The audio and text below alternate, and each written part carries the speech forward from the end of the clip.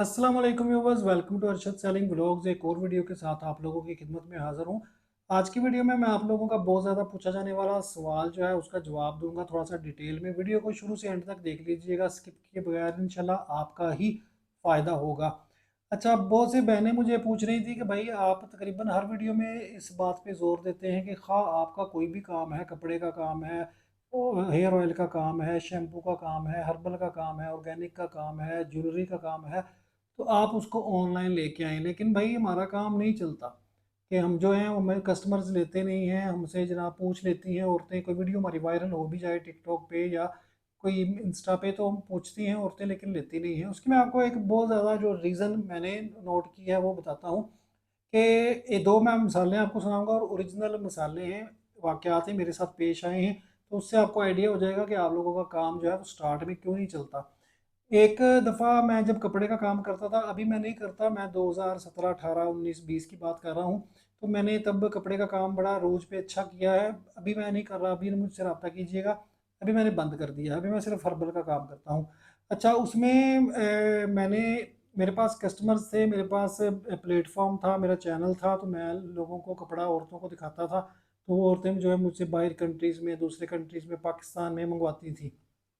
मेरे ज़हन में एक बात आई, मैंने सोचा कि जो जिन औरतों को, जो औरतें अच्छा काम कर लेती हैं, जो घर में सिलाई कढ़ाई कर लेती हैं, अच्छी एम्ब्रॉयडरी कर लेती हैं, कोई अच्छी चीज़ तैयार कर लेती हैं, कोई सी लेती हैं कपड़े, कोई सिले सिलाए स्टिच अनस्टिच, तो क्यों ना मैं उन औरतों की हेल्प करूं और उनको उनसे माल परचेज कर लूं। वो अपना प्रॉफिट मार्जिन मुझसे ले लें, रख लें मुनासिब। जिस तरह आप होल सेलर को कपड़ा बेचती हैं, तो मैं आगे फिर अपना प्रॉफिट मार्जिन रख के तो उसको अपनी चैनल पे दिखाऊंगा। और मेरे पास कस्टमर्स हैं तो कोई ना कोई उनको परचेज कर लेगा। इस तरह उनका भी काम चलेगा, मेरा भी काम चलेगा, उनका भी फ़ायदा होगा, मेरा भी फ़ायदा होगा। मेरे पास तो ऑलरेडी स्टफ़ था, मैं मार्केट से भी ले लेता था, लेकिन मेरा मकसद था कि औरतों को उनको एक प्लेटफॉर्म मिल जाए। अच्छा, मैंने वीडियो में कहा कि जी आप अगर कोई इस तरह का काम करती हैं, घर में घरेलू आप कढ़ाई करती हैं, एम्ब्रॉयडरी करती हैं, कोई सिलाई कढ़ाई करती हैं, तो आप अपना स्टफ़ जो है मुझे दिखाएं, मुझे भेजें और रेट बताएं। मैं आप लोगों का स्टफ़ जो है वो आगे दिखाऊंगा और आपको हेल्प करूंगा आपका बेचने में। अच्छा, एक मैं आपको छोटा सा एक ही वाक्य सुनाता हूँ। एक लड़की ने मुझे एक फ़्रॉक की तस्वीर भेजी, डेरा गाजी खां से, डीजी खां से। तो उसने वो फ़्रॉक जो है, शायद कुछ लड़कियों को, कुछ औरतों को याद हो, रंगजा एक ब्रांड है, उसने एक फ़्रॉक निकाला था ब्लैक कलर का, उसके ऊपर बड़ी उन्होंने रंगीन सी एम्ब्रॉयडरी की थी और शॉर्ट फ्रॉक था। तब शॉर्ट फ्रॉक्स का जो वो फैशन था, और वो बड़ा हिट हुआ था वो आर्टिकल। तो वो आर्टिकल, उसकी कॉपी मैंने बिल्कुल सेम टू सेम लाहौर रंग महल में देखी थी। शायद मैंने ली भी थी, बेचा भी था। वो 700 रुपये, 800 में, मुझे याद नहीं है, 700 या 800 रुपये में वो फ्रॉक जो है मैंने परचेज़ किया था लाहौर से, कॉपी। बाकी रंगजा का जो ओरिजिनल था उसका तो वो रेट जो है वो ज़्यादा होगा, ना ही मैंने वो परचेज़ किया, ना मुझे पता था। अच्छा, उस लड़की ने, डेरा गाजी खां वाली लड़की ने, बिल्कुल सेम टू सेम वही लाहौर वाला जो मैंने कॉपी थी, वो फ्रॉक मुझे तस्वीर भेजी, कहते भाई ये मैंने तैयार किया है। हालांकि उसने वो तैयार नहीं किया था, मेरे ख्याल में उसने वो परचेज़ ही किया था मार्केट से, लाहौर से, या जहाँ से भी परचेज़ किया था, कॉपी थी। तो वो मुझे कह रही है कि भाई ये मैंने तैयार किया है, तो ये आप बेच दें आगे या आप हमसे ले लें। और मैंने ऐसे पूछा, मैंने कहा भाई बाजी ये कितने का आप देंगी? तो मुझे कहती 3500 का। आप अंदाज़ा करें, अब उसने वो फ्रॉक जो है वो खुद, मुझे गारंटी है कि तैयार नहीं किया था, लेकिन अगर किया भी हो तो आप सोचें कि एक जो प्रोडक्ट है उससे मिलती जुलती या उससे उस जैसी, वो लाहौर में होलसेल मार्केट में वो 700-800 रुपये में मिल रही है, और आप क्या कह रही हैं 3500 रुपये में।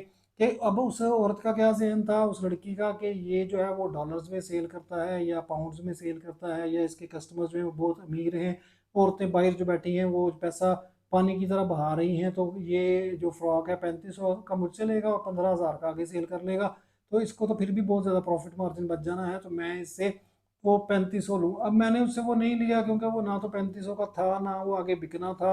वो तो 700-800 में लें तो आगे 1200-1500 में, बड़ी हार्डली, तब की बात कर रहा हूँ, अब तो फिर भी रेट ज़्यादा हो गए हैं।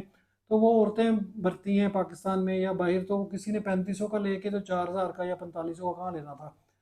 दूसरे नंबर पे मैं आप लोगों को एक वाक़या सुनाता हूँ। ये मेरे ख़ानदान का वाक़या है, मेरे अपने करीबी जानने वाले एक खातून है, तो उन्होंने घर में वो घरेलू तौर पे ऐसे काम करना चाहती थी। उन्होंने क्या किया कि उन्होंने अर्कदान जो होता है ना, लोकल अर्कदान, आपने देखा होगा अर्क निकालने वाली एक होती है मशीन सी, मशीन तो नहीं होती लेकिन वो एक आग नीचे देते हैं तो उसमें पानी डाल देते हैं और गुलाब की पत्तियां डाल देते हैं तो वो अर्क निकलता है उससे। एक यानी कि मैनुअल सिस्टम होता है वो, ऑटोमेटिक या इलेक्ट्रिक नहीं होता, वैसे ही सस्ती सी आती है। तो उसने ना वो घर में लगा लिया और उसको क्या किया कि उससे गुलाब का अर्क जो है वो निकाल के उसने आगे सेल करना शुरू किया। मैंने उससे पूछा, मैंने कहा भाजी आपने ये काम कैसे शुरू किया और क्या किसको देती है? तो कहते भाई मैं ना ये गुलाब का अर्क निकाल के ना तो आगे मैं ब्यूटी पार्लर वाली कुछ लड़कियां जो है ना जो काम करती हैं जिनके पार्लर्स हैं उनको देती हूँ, वो अपने पार्लर्स में आगे कस्टमर्स को सेल करती हैं या उन पे यूज़ करती हैं जो उनका मेकअप वगैरह में होता है। तो मैंने कहा ये तो अच्छी बात है, आप अच्छा काम कर रही हैं। कुछ अरसे बाद फिर मैं दोबारा उनके घर गया, मैंने उससे पूछा कि मैंने कहा भाजी आपने वो अर्कदान जो है उनकी उल्टी पड़ी थी सेन में, तबाह बर्बाद, तो मैंने पूछा भाजी आपने ये क्या किया, काम वगैरह ख़त्म कर दिया अर्क का? तो कहती भाई हाँ जी मैंने काम ख़त्म कर दिया। मैंने पूछा क्यों?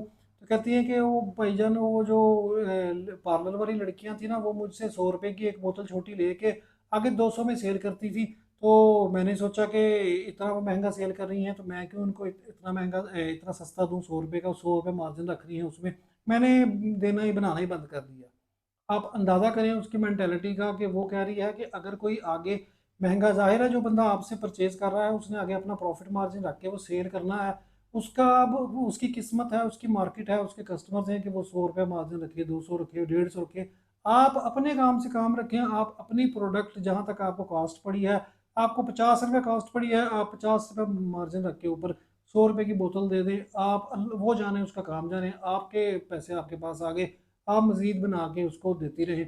अब ये आपका हेडेक नहीं है कि अगली जो है जो पार्लर वाली लड़की जो है वो 200 का सेल कर रही है या 300 का, तो मैं उसको क्यों दूँ?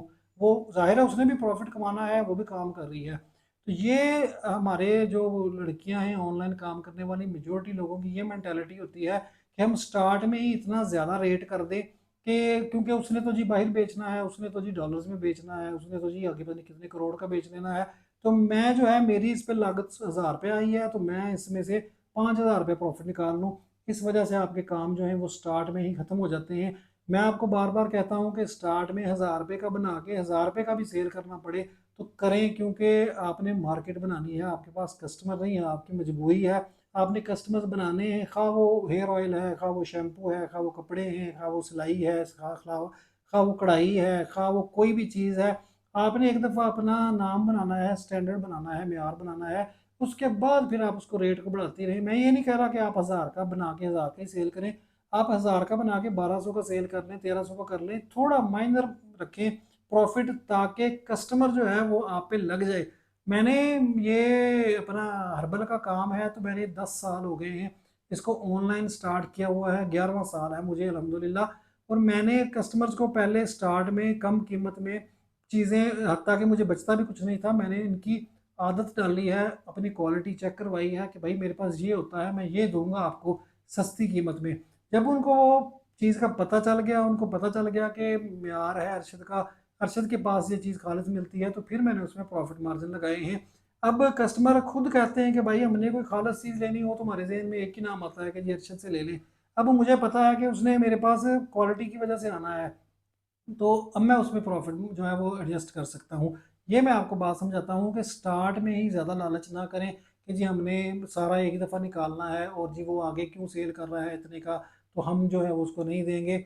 ये काम ना करें, इससे आपका नुकसान होता है, अगले बंदे का नुकसान नहीं है। मार्केट भरी पड़ी है लोगों से, सेलर्स से। सेलर दिन ब दिन एक से एक बढ़ के नए लोग ब्रांड्स बना रहे हैं और आ रहे हैं, तो उनको कोई नहीं होता कि जी आप नहीं करते काम तो ना, वो कहेंगे ना करें हम किसी और से ले लेते हैं। लेकिन आपने अगर अपना काम चलाना है तो ये तरीकाकार है कि लोअर से स्टार्ट करें, फिर आस्ता आस्ता हाई पे जाएं। तो उम्मीद है कि आपको मेरी बात समझ आ गई होगी। अगर कोई और सवाल हो तो नीचे कमेंट बॉक्स में लिख दीजिएगा, मैं इंशाल्लाह उसका जवाब दे दूंगा। अगली वीडियो तक के लिए इजाज़त दें, अल्लाह हाफ़िज़।